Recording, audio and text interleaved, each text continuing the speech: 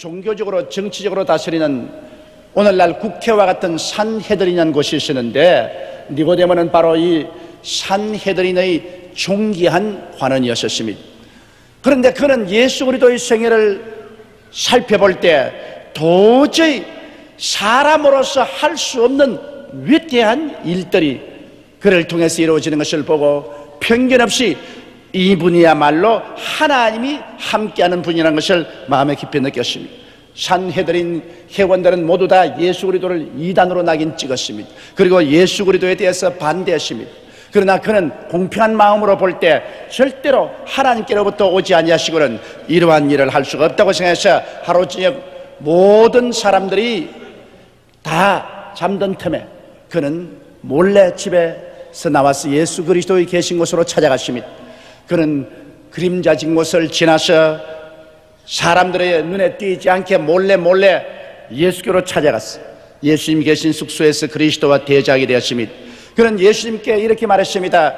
랍비여, 하나님이 당신과 같이 계시지 아니하시면 이러한 비상한 일들은 할 수가 없습니다. 그러자 예수께서 말씀하기를, 내가 진실로 내게 이르노니 내가 거듭나지 아니하면 하늘나라에 들어갈 수 없느니라. 니고데모는 충격을 느꼈습니다. 그래서 그가 말하기를, 저희 나이가 이제 늙습니다. 이 늙은 사람이 어떻게 자식 어머니 뱃속에 들어갔다가 태어날 수 있겠습니까? 예수님이 하신 말씀이, 내가 말하는 것은 육신의 어머니 뱃속에 들어갔다가 태어나는 것이 아니라 물과 성령으로 거듭나지 아니하면 하늘나라를 볼 수 없다는 거야. 바람이 임의로 불매 어디에서 와서 어디로 가는지 알지 못하나니 성령으로 난 사람은 다 그와 같은 사람이라. 니고데모는 도대체 무슨 수수께끼를 듣는 것 같습니다. 알 수가 없습니다. 그래서 어떻게 우리가 그런 것을 압니까?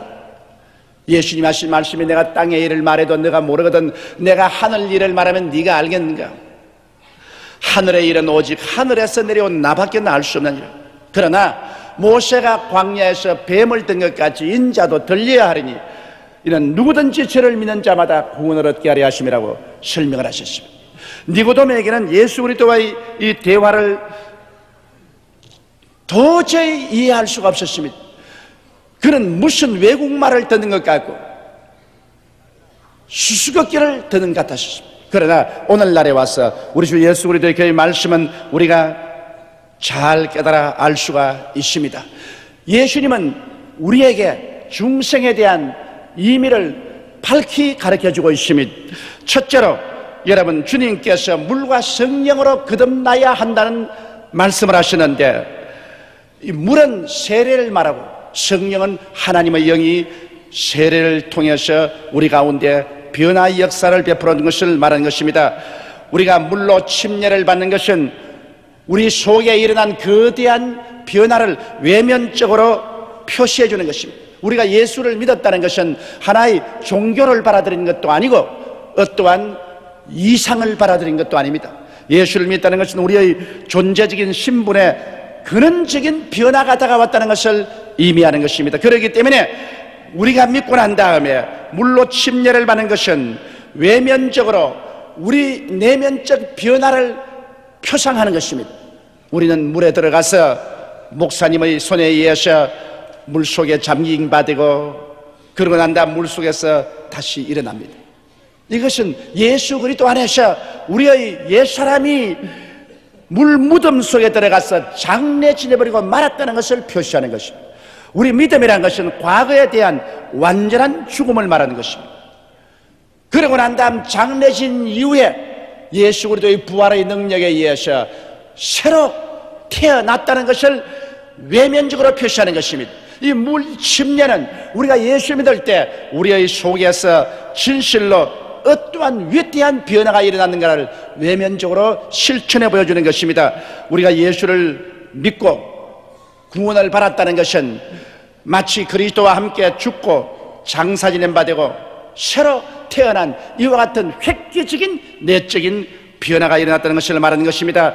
이것은 성령께서 물침례를 통해서 표상한 것처럼 우리 속에 믿음을 통해서 거대한 변화의 역사와 기적을 베풀 것을 말씀하는 것입니다. 예수를 믿는다는 것은 종교를 받아들이는 것이 아닙니다. 옛사람 즉 아담의 사람이 죽는 것을 말하는 것입니다. 실제로 죽는 것을 말하는 것입니다. 옛사람이 이제 옛사람으로서 존재를 거치는 것을 말합니다. 그러고 난 다음 아담의 삶에서 완전히 단절됩니다. 오늘날 유고의 사람은 모두 다 유고의 조상 아담의 혈통에서 태어나서 살고 있는데 예수를 믿음으로 말미암아 성령의 역사로서 그 아담의 삶의 모든 연결에서 끊어지는 것을 말하는 것입니다. 그리고 예수 그리스도의 부활에 참여해서 그리스도의 부활의 새 삶을 받아서 살도록 성령께서 우리의 삶 속에 그와 같은 위대한 실제적인 변화를 가져온다는 사실을 우리에게 깨닫게 하려고 그렇게 하시는 것입니다. 이러므로 예수를 믿는 것은 종교를 믿는 것이 아닙니다. 하나의 의식을 받아들이는 것이 아닙니다. 하나의 제도를 받아들이는 것도 아닙니다. 성령이 우리 속에 역사하여서 물침제 받을 때 우리가 외면적으로 보는 것처럼 완전히 죽고 장사지는 바 되어서 아담의 삶에서 단절되고 예수 그리스도의 부활에 참여하여 새 생명 가운데 살게 되는 역사가 실제로 우리 가운데 일어났다는 사실을 보여주는 것입니다. 결과적으로 우리는 세상과 마귀의 지배에서 벗어나 천국 백성이 됨을 확신하는 것입니다. 우리 세례를 통해서 하나님께서 마귀와 세상에서 건져내어 하나님의 사랑의 아들 나라로 옮겼다는 사실을 보여주는 것입니다. 이러기 때문에 물과 성령으로 거듭나지 않고는 하늘나라를 볼 수 없다는 것은 물과 성령으로 거듭나지 않은 사람은 세상과 마귀의 지배하에 있고 하나님의 아들 나라에 들어오지 않았기 때문에 하나님의 아들 나라의 세계와는 아무런 관계가 없기 때문인 것입니다. 그러므로 오늘 이 시간 여러분께서 마음문을 활짝 열고 예수 그리스도를 구주로 모시게 되었다는 그 한 사실이 여러분 속에 물과 성령으로 거듭나는 위대한 변화가 일어났다는 사실을 깨달아 알고 이것을 수용해야만 되는 것입니다. 둘째로 중생한 사람들에게는 성찬을 통해서 중생한 사람들의 삶과 그 의미를 깊이 깨닫게 해주시는 것입니다. 여러분 물과 성령으로 거듭난 사람을 위해서 아버지께서 차려주시는 천국의 식탁이 바로 성찬인 것입니다. 이 성찬은 그리스도의 고난에 동참하고 그 승리에 동참함을 의미하는 것이기 때문에 예수를 믿지 않은 사람은 참여할 자격이 없습니다. 또 예수를 믿지 않은 사람을 위해서 하나님은 이 거룩한 식탁을 예배해 주지 않습니다.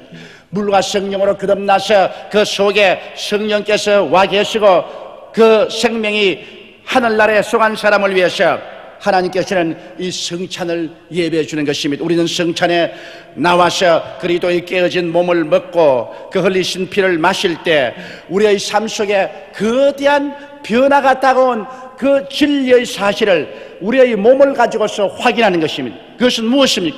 우리는 이제는 영원한 용서와 의를 선물로 받았다는 것을 성찬을 통해서 확인하는 것입니다. 그리스도의 깨어진 몸을 먹고 그 흘리신 피를 잔으로 마실 때 예수님께서 나의 죄를 대신 짊어지고 십자가에 올라가서 그 몸이 찢어지고 그 피를 흘리심으로 말미암아 나의 태어날 때부터 죽을 때까지의 일생의 죄를 원죄와 자범죄 다 합쳐서 주께서 청산했다는 사실을 우리가 받아들이는 것을 말하는 것입니다. 우리가 떡을 먹고 피를 마시는 것은 우리의 마음속에 이 진리를 받아들인다는 것을 천하에 선언하는 것입니다. 이렇기 때문에 성찬의 떡과 잔을 먹고 마실 때 우리의 마음속에 중생으로 말미암아 일어난 거대한 변화의 그 사실을 다시 한번 확인하는 것입니다. 이제 나는 더 이상 죄인이 아니요 더 이상 죄의 포로도 아니라는 것입니다. 나는 용서받은 의인이요 이제 하나님 앞에서 그리스도 안에서 당당하게 설 수 있는 자격을 얻었다는 사실을 공표하는 것입니다. 죄가 영원히 용서를 받고 영원한 의로움을 얻게 되고 영원한 구원을 받고 영원한 사랑과 은혜를 받았다는 사실을 성찬을 통해서 우리는 공표하는 것입니다. 그뿐 아니라 이 성찬의 떡을 먹고 잔을 마실 때 우리는 이제 죄악의 세상에서 정결함을 받아 거룩함의 은혜에 참여하게 되었다는 사실을 선언하는 것입니다. 베드로전서 4장 1절로 3절에 그리스도께서 이미 육체의 고난을 받으셨으니 너희도 같은 마음으로 갑옷을 삼으라. 이는 육체의 고난을 받은 자가 죄를 그쳤습니다. 육체의 고난을 받을 때 예수께서 모든 죄의 힘을 다 깨뜨려버리고 말한 것입니다. 죄의 권세를 깨뜨려버리고 말한 것입니다. 죄를 거쳐버렸습니다. 그러므로 성찬의 떡을 먹고 잔을 마실 때 나의 생애를 주장하던 모든 죄악의 힘은 깨뜨려졌다는 사실을 시인하는 것입니다. 이제는 죄가 더 나를 끌고 다닐 수도 없고, 나는 죄의 포로가 될 수도 없고, 이 세상의 더러움의 종이 될 수도 없다. 이젠 예수 그리스도로 말미암아 자유인이 되었다는 것을 선포합니다. 죄가 더 이상 나를 짓밟을 수가 없다. 죄가 더 이상 나를 포로로 잡을 수가 없다. 죄는 나를 지배하지 못한다. 나는 이제 죄를 짓밟아버리고 말았다. 승리했다. 이 사실을 우리는 성찬을 통해서 고백하는 것입니다. 왜냐하면 예수 그리스도의 깨어진 몸과 흘리신 피, 즉 육체의 고난을 받은 자가 죄를 이미 거쳐버리고 말한 것입니다. 이러므로 성경은 말합니다. 이후로는 다시 사람의 정욕을 쫓지 않고 오직 하나님의 뜻을 쫓아 육체의 남은 때를 살게 하려 함이라. 너희가 음란과 정욕과 술취함과 방탕함과 연락과 무법한 우상숭배를 하여 이방인을 쫓아 행한 것이 지난 때가 족하도다. 이제는 성찬 이전에 세상에 속할 때 그런 죄의 힘에 잡혔지만은 이 성찬을 통해서, 중생을 통해서 우리는 그리스도로 말미암아 그 죄에서 벗어남을 받았다는 것입니다. 이미 죄가 그쳤습니다. 그 죄는 힘이 없습니다. 이러므로 이 죄를 우리는 우리의 생애 속에서 쳐내버려야 됩니다. 우리는 이 죄가 다가올 때 이 죄 항복해서는 안 됩니다. 나사렛 예수 이름으로 단호하게 대결하여 쫓아버려야 되는 것입니다. 왜냐하면 이 죄가 다시는 여러분을 지배하지 못합니다. 예수 그리스도 안에서 생명의 성령의 법이 죄와 사망의 법에서 여러분을 해방시켜버리고 말한 것입니다. 성찬의 떡과 잔을 마실 때 또 우리가 느끼는 것은 우리는 치료의 은혜의 축복에 참여한다는 것을 고백하는 것입니다. 예수께서 그 몸이 찢기고 피를 흘릴 때 우리의 모든 병을 대신 짊어졌다는 것입니다. 그러므로 그 찢어진 살점 하나마다, 흘리신 핏방울마다 우리의 모든 질병을 청산하기 위한 대가가 되고 그를 통해서 치료가 넘쳐납니다. 내가 그 떡을 먹을 때 치료를 먹는 것입니다. 내가 그 잔을 마실 때 그리스도의 치료의 잔을 마셔드리는 것입니다. 이를 통해서 우리는 이제 옛날 죄악과 마귀로 말미암아 다가온 무수한 심신의 질병에서 해방이 되었다는 사실을 우리는 성찬을 통해서 시인하는 것입니다. 또 성찬의 떡과 잔을 먹고 마실 때 중생한 우리들은 이제 이를 통해서 하나님의 깊고 넓고 놀라운 축복의 은혜에 참여한다는 사실을 시인하는 것입니다. 고린도후서 8장 9절에 우리 주 예수 그리스도의 은혜를 너희가 알거니와 부유하신 자로서 너희를 위하여 가난하게 되심은 그의 가난함을 인하여 너희로 부유케 하려 하심이라고 말씀하는 것입니다. 그 부유하신 예수님께서 이 땅에 오셔서 말구유에서 태어나 누우시고 33년 동안에 풍찬 노식을 하시면서 온갖 고통을 다 당하셨습니다. 그것은 우리의 모든 가난과 낭패와 실망과 저주를 몸으로 다 갚으시고 십자가에서 청산하셔서 우리에게 아브라함의 복을 주시기 위한 것임이라고 말씀하는 것입니다. 이러므로 성찬의 떡을 먹고 피를 마실 때 나의 모든 저주, 나의 모든 낭패와 실망과 가난은 예수 그리스도로 말미암아 청산되고 나는 그리스도로 말미암아 하나님의 부여와 축복을 받아들인다는 사실을 고백하는 것입니다. 성찬의 떡을 먹고 마실 때마다 나는 복받은 사람입니다. 나는 그리스도로 말미암아 이제는 저주에서 자유인이 되었습니다.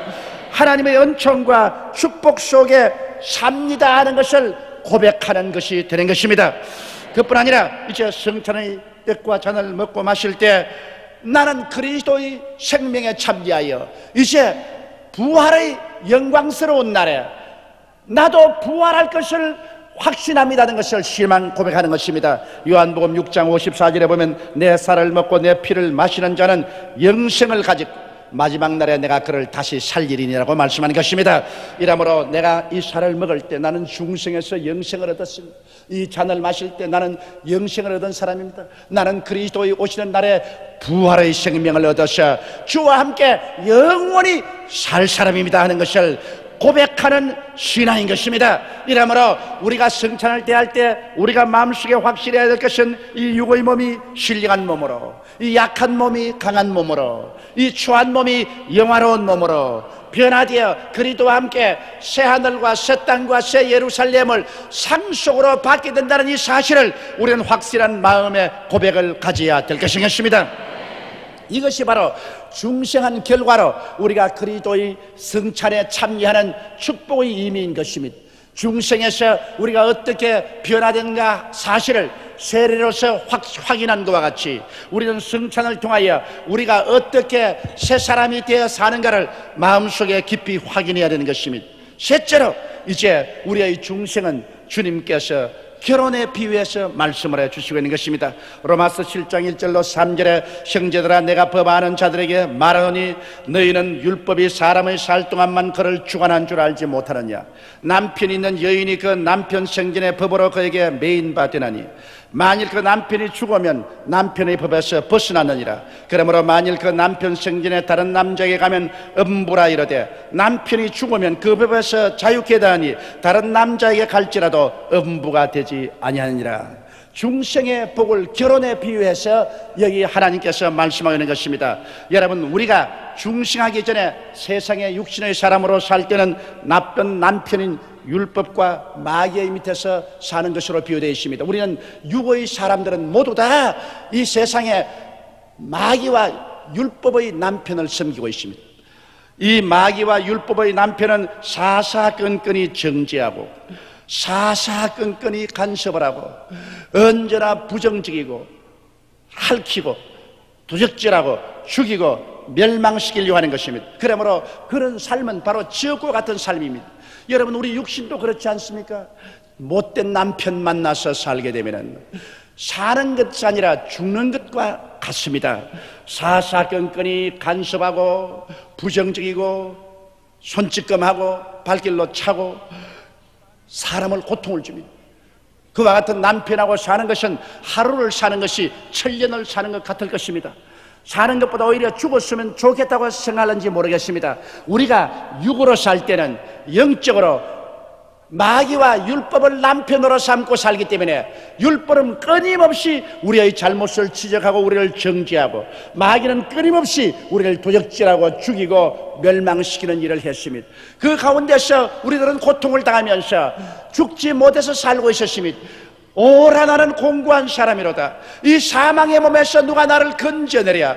구원할 자를 찾아봐도 아무도 우리를 건져내주거나 찰 사람이 없었습니다. 그러나 여기에 놀라운 복음이 전파되었습니다. 예수 그리스도를 통해서 우리는 죽고 다시 태어날 수 있다는 것입니다. 하나님의 아들 예수님이 오셔서 십자가에 몸을 찢고 피를 흘리시고 죽으셨 장사되는 이후에 사흘 만에 부활하셨으므로 예수를 구주로 모시면 신기하게 우리가 세상에서 죽어버리고 세상의 남편인 마귀와 율법에서 죽어버리고 장사해버리고 그리스도 안에서 새로 태어날 수 있다는 아름다운 복음이 전파되고 있는 것입니다.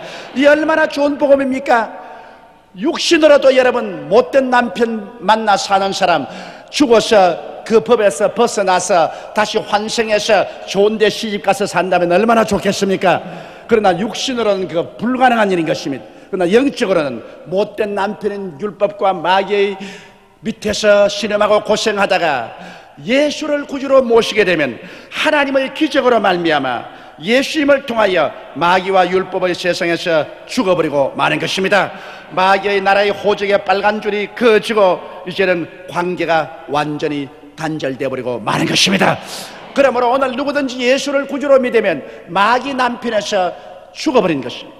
그리고 세상의 마귀의 호적에서 빨간 줄이 꺼지고 해방을 얻고 마는 것입니다.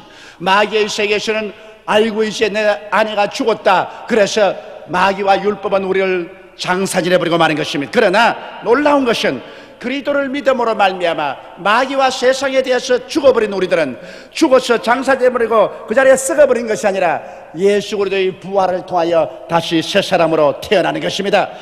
환생하여 새 사람이 되는 것입니다. 그리고 그 다음에는 새 사람이 되었는데 혼자 살 수는 없습니다. 우리는 너무나 좋은 신랑 예수님의 신부로서 시집을 가게 되는 것입니다. 그러므로 예수를 믿는다는 것은 여러분, 우리가 마귀 신랑에게서 죽고 장사질해버리고 부활해서 예수 신랑에게 시집을 가는 것을 말하는 것입니다. 오늘 여러분은 모두 다 예수 그리스도를 신랑으로 삼고 시집을 간 사람들인 것입니다. 그리스도의 품에 안긴 사람들인 것입니다. 그리스도는 우리에게 의의 옷을 입혀주시고 성령으로 채워주시고 은혜와 진리의 집에 살게 하시고 모든 과거의 상처를 치료해 주시고 풍성한 생명을 주시며 믿음, 소망, 사랑으로 채워주신 것입니다. 이 도저히 상상할 수가 없습니다. 꿈에도 이런 일이 일어날 것이라고는 생각할 수가 없었는데 어찌하다가 예수를 믿고 예수 신랑에게 환성해서 시집 왔어요.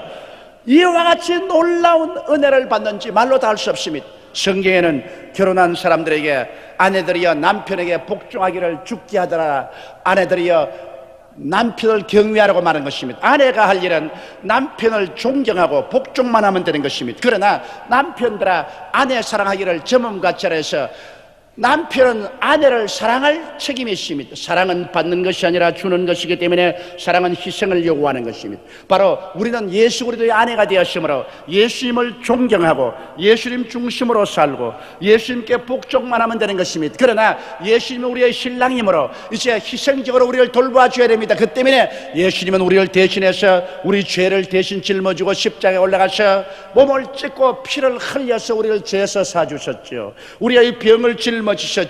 우리의 저주를 청산해 주었지요. 우리의 죽음도 청산해 주셨지요. 그리고는 예수께서 당신의 성령을 주어서 우리 안에 있게 하시고 우리와 함께 하시고 우리를 품어주시고 그리고 예수님께서 우리에게 모든 삶에 필요한 것을 채워주시는 것입니다.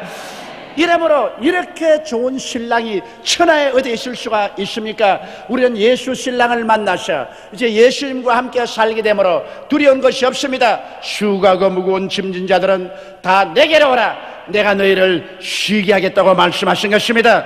그러므로 예수님의 사랑은 지금부터 영원까지 우리와 같이 하시는 것입니다. 우리가 예수님을 믿고 거듭났다 혹은 중생했다는 뜻은 바로 이와 같은 의미가 그 속에 있는 것입니다. 그러므로 고린도후서 5장 11절에 그런즉 누구든지 그리스도 안에 있으면 새로운 피조물이라 이전 것은 지나갔으니 보라 새 것이 되었도다. 물과 성령으로 거듭나서 새롭게 되었으며 성찬을 통해서 새롭게 된 것을 확인했으며 그리스도와 결혼함으로 말미암아 옛날 마귀 신랑 만나서 당하던 구박과 서름과 고통을 꿈에 본 듯 잊어버리고 예수 그리스도 안에서 새롭게 된 자기를, 새롭게 된 삶의 환경 속에서 새로운 믿음, 소망, 사랑 가운데서 살게 되신 것입니다. 이것이 바로 예수 믿는 것입니다. 이것이 바로 거듭났다는 의미인 것입니다. 이것이 바로 중생한 사람의 행복인 것입니다. 예수께서 니고데모에게 설명한 것이 바로 이 사실인 것입니다. 종교가 아닙니다. 율법이 아닙니다. 의식이 아닙니다. 수양과 도덕이 아닙니다. 나를 믿는 사람은 완전히 새 사람이 되어 하늘나라에 속하는 새로운 삶을 하게 됩니다 하는 것을 니고데모에게 가르쳐준 것입니다. 니고데모는 예수 그리스도의 말씀을 듣고 어리벙벙해서 무슨 의미인지 몰랐지만은 십자가 이후에선 우리들은 그리스도의 말씀을 명명백백하게 깨달을 수가 있는 것입니다. 여러분은 다 예수 사람, 예수 신부들로서 그리스도와 함께 이제는 내일은 오늘보다, 다음 달은 근본 달보다, 영원한 미래는 영원한 과거보다 영원히 좋아진 삶을 가지고서 눈물과 근심과 탄식과 이별하는 것이나 공하는 것이나 앓는 것이나 죽는 것이 없는 새 하늘과 새 땅과 새 예루살렘에서